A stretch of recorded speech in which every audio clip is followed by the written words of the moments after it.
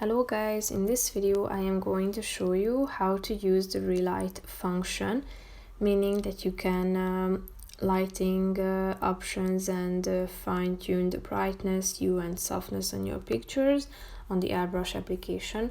But first I just want to mention, don't forget to subscribe to my channel, because at 10,000 subscribers I am going to show you my whole YouTube revenue statistics and growth strategy, how to make money online. So let's jump into it. First of all, open the application on your phone, tap on the camera icon to take a picture with your phone, or either the library icon to select a picture from your gallery. Then click on the tools section down below, slide to the right side of the screen and click on the relight button.